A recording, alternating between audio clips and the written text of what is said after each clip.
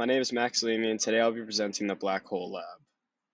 As an introduction, in the first part of this lab, we used a computer model to simulate the orbit of a star on a black hole. We calculated the net force, the change in momentum, and their components to find the mass of the black hole.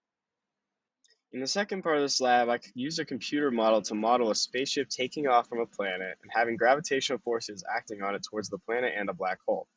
I calculated the F net forces on the planet, spaceship, and black hole to determine the ship's initial velocity needed to not crash into the planet or the black hole. For the physics concepts of part 1 of the experiment, the updated position formula, Newton's second law or updated velocity formula, F net formula and its relation to instantaneous change in momentum decomposition, and the equation to find the mass of the black hole was used. The net force calculated in the model could be broken down into parallel and perpendicular components of the star's momentum, which could then be used to calculate F net parallel and F net perpendicular. The mass of the black hole equation solves for r by setting mv squared over r equal to F net perpendicular. We then solve for black hole mass by using r in the universal gravitational formula and setting this formula equal to F net. For the physics concepts in part 2, universal gravitation magnitude and formula were used.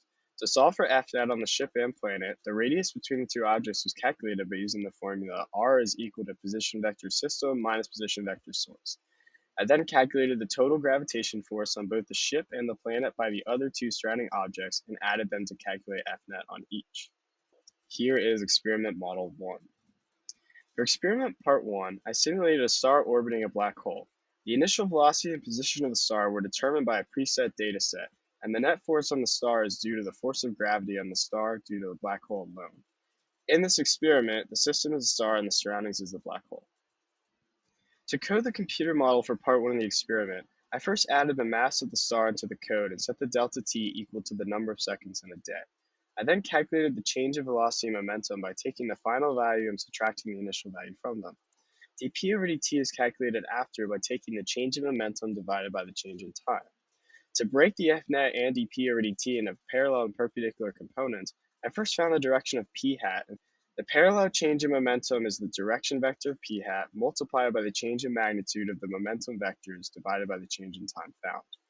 The perpendicular component of the change in momentum is found by subtracting the parallel component from the total dp over dt. Finally, I found the r value and mass of black hole using the method discussed in the previous slides. For the discussion for part 1, I first determined my magnitude of F net final, F net parallel final, and F net perpendicular final, as well as the mass of the black hole. In conclusion, the star follows an elliptical orbit around the black hole, and the radius of the orbit is not constant, so many different masses of the black hole are reported. I found the mass of the black hole is the average of all the recordings. We can also determine that F net parallel is equal to p over dt parallel and represents changes in speed of the system, and F net perpendicular equals dp over dt perpendicular and represents the changes in direction of the system. Some possible error during the experiment is due to rounding the value of the gravitational constant when calculating, inputting incorrect processes to calculate dp over dt parallel and dp over dt perpendicular, and error in calculating the average of all black hole values. Here is for experiment model 2. For experiment part 2, I simulated a star taking off of a planet and attempting to not crash into the planet or a nearby black hole. The initial velocity was variable, and the initial position of the three objects was determined by a preset dataset. In this experiment, the system is the ship and the surroundings are the black hole and the planet. To code the computer model for part 2 of the experiment, I first added the mass of the black hole into the code and set the final time equal to the number of seconds in 1.5 hours. I then changed the initial velocity until the ship would not crash into the planet or black hole. I then calculated the net forces on the ship and planet by finding r using the same process in the code for part 1 and adding the gravitational forces of each object by the other two to find the net force. To find the change in velocity, I inputted the F net, mass, delta t, and v initial into the updated velocity formula for the ship and planet to find v final. I then plugged delta t and the initial position into the updated position formula.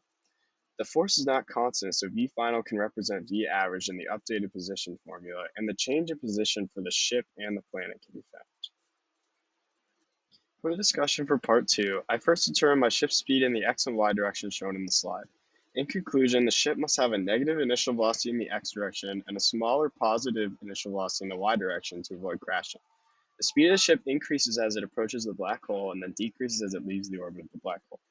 Some possible error in this part of the experiment is rounding of the value of the gravitational constant and rounding the value of the black hole mass, and possible error calculating net force, change of velocity, and change of position for the planet machine. For the what if questions, as explained before, F net equals dp over dt, so F net parallel is equal to dp over dt parallel, and F net perpendicular is equal to dp over dt perpendicular. I was also able to find the initial velocity of the ship needed to orbit the black hole, negative 2.3 times 10 to the 6, 1 times 10 to the 7 meters per second. Thank you so much.